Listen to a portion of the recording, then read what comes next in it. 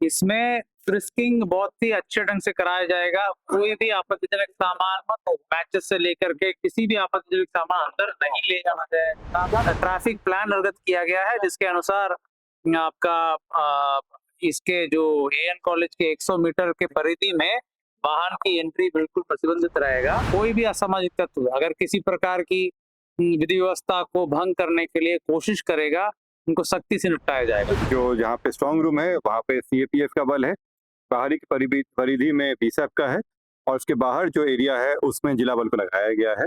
जिला बल में भारी संख्या में यहाँ पर सशस्त्र बल भी लगाए गए हैं और लाठी पार्टी भी लगाया गया है। सोशल मीडिया के लिए हमारे अलग से एक टीम भी है और साइबर जो यूनिट है वो इसमें नजर रखेगी।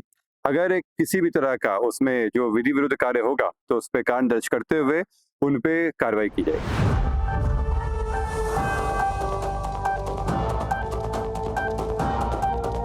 कल बिहार में विधानसभा चुनाव की जो है प्रतिफल घोषित होने हैं उसको लेकर के डीएम और एसएसपी ने पूरी तैयारी कर रखी है। और आपको बता दें कि इस बार जो काउंटिंग होने वाला है पटना की जो विधानसभा है उनकी काउंटिंग जो है एन कॉलेज में होने वाली है, यानी अनुग्रह नारायण सिंह कॉलेज में होने वाली है। इसको लेकर के त्रिस्तरीय सुरक्षा को जो है लाया गया है। इतना नहीं बल्कि अलग अलग तरह के बटालियन लगाए गए हैं। आपको बता दें कि साफ डीएम ने कहा है कि विजय महोत्सव नहीं मनाया जाएगा और जो भी उपद्रव मचाने का कोशिश करेगा उस पर कड़ी कार्रवाई की जाएगी। आपको बता दें सारे मुद्दों को लेकर के डीएम और एसएसपी क्या कह रहे हैं, पहले इनकी बातों को सुनते हैं। मतदान को लेकर के तैयारियां पूरी है।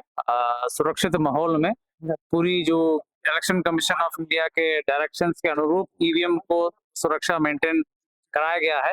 कैंडिडेट्स और उनके एजेंट्स लगातार सीसीटीवी में भी देख रहे हैं और तैयारी लगातार चल रही है और लगभग पूर्ण कर दी गई है। कल जो मतग्रहण की तैयारी है वो भी पूर्ण कर ली गई है। मैं विशेष तौर पर बताना चाहूंगा कि गेट नंबर 1 से यहाँ पर गेट नंबर 1 से काउंटिंग एजेंट जो पॉलिटिकल पार्टी के लोग होते हैं उनका एंट्री होगा। गेट नंबर 2 से अपने जो कर्मीगण हैं काउंटिंग कराएंगे और पदाधिकारी हैं और मीडिया का भी एंट्री गेट नंबर 2 से होगा। इसमें फ्रिस्किंग बहुत ही अच्छे ढंग से कराया जाएगा। कोई भी आपत्तिजनक सामान मैचेस से लेकर के किसी भी आपत्तिजनक सामान अंदर नहीं ले जाना जाएगा। मोबाइल वर्जित रहेगा, मोबाइल अंदर ले जाना वर्जित रहेगा। इसके अतिरिक्त आसपास इलाकों में भी पूरी सुरक्षा बढ़ाई गई है। स्कूल्स बंद रखी गई है और जन सुविधा के लिए स्कूल्स को बंद कर दिया गया है। सभी स्कूल्स को बंद बंद रहेंगे। ट्रैफिक प्लान निर्गत किया गया है जिसके अनुसार आपका इसके जो एएन कॉलेज के 100 मीटर के परिधि में वाहन की एंट्री बिल्कुल प्रतिबंधित रहेगा। अटल पथ में और सहदेव मार्ग में और सहयोग हॉस्पिटल के मैदान में पार्किंग की व्यवस्था रहेगी। उसके आगे पैदल नहीं आना पड़ेगा। इसी आलोक में तैयारियां की गई है। ट्रैफिक प्लान भी सार्वजनिक किया गया है। सुरक्षा हर जगह बढ़ाई गई है। सीएपीएफ की कंपनीज भी बहुत संख्या में अच्छी संख्या में हमारे पास हैं।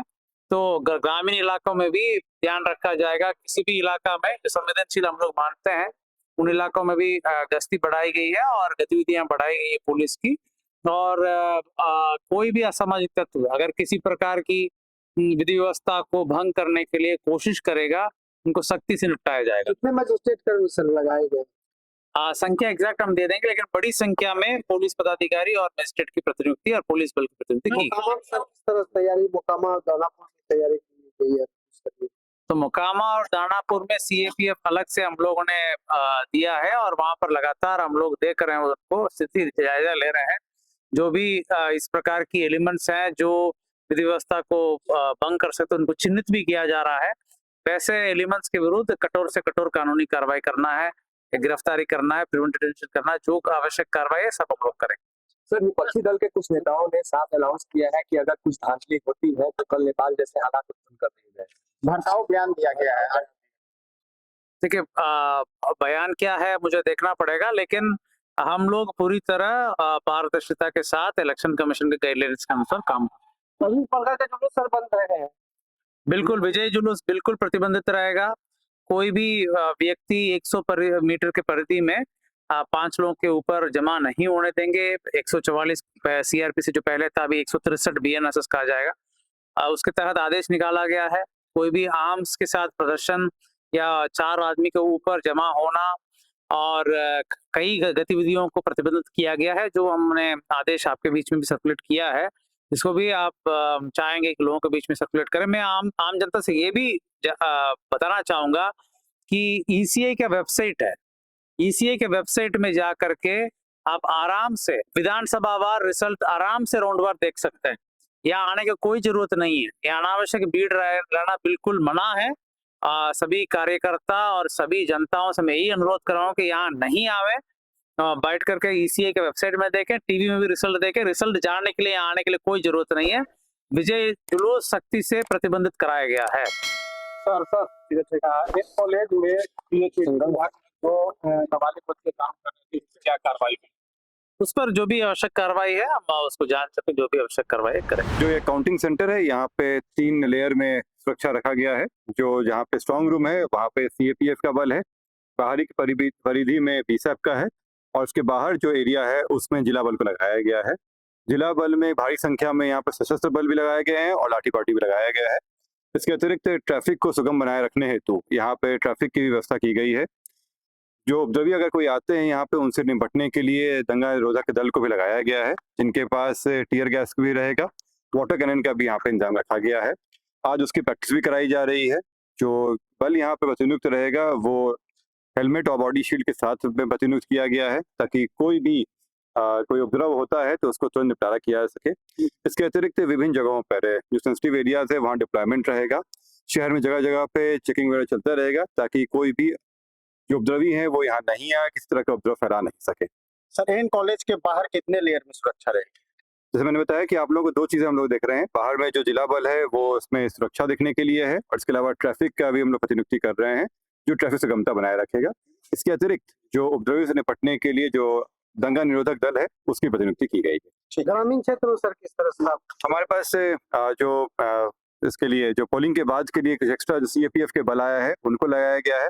इसके अतिरिक्त जो हमारा बल चुनाव कराने गया हुआ था वो भी लौट के आ गया है, उनको भी अपने अपने थानों में भेज दिया गया है। आज जगह जगहों पर फ्लैग मार्च हो रहा है, और जो उपद्रवी हैं उन पे हम लोग नजर रखे हुए हैं, उन पे कार्रवाई भी किया जाएगा। कल पुलिस बहुत ही मोबाइल रूप में रहेगी वहाँ पे, और जगह जगहों पे चेकिंग करेगी। अगर कोई इस तरह का मामला आता है तो उन पे विधि सम्मत कार्रवाई करते हुए उन पे कठोर दंड किया जाएगा। सोशल साइट्स पे कैसे? सोशल मीडिया के लिए हमारे अलग से एक टीम भी है, और साइबर जो यूनिट है वो इसमें नजर रखेगी। अगर किसी भी तरह का उसमें जो विधि विरुद्ध कार्य होगा तो उस पर कांड दर्ज करते हुए उन पे कार्रवाई की जाएगी। तो आपने साफ बात सुना, कैसे वो कहते हुए नजर आ रहे हैं कि किसी भी उपद्रवी को बख्शा नहीं जाएगा। आपको बता दें कि चुनाव का जो है पहला फेज और दूसरा फेज खत्म हो चुका है, और 14 नवंबर को कल जो है इसका प्रतिफल घोषित कर दिया जाएगा। बहरहाल आपने इन सारे मुद्दों को लेकर के, और कहां पर आपके तरफ का काउंटिंग हो रहा है, इन सारे मुद्दों को लेकर आप क्या सोचते हैं, कमेंट बता रहे हैं। खबरों के लिए हमारे साथ बने रहे और देखते रहे एकदम कड़क। धन्यवाद।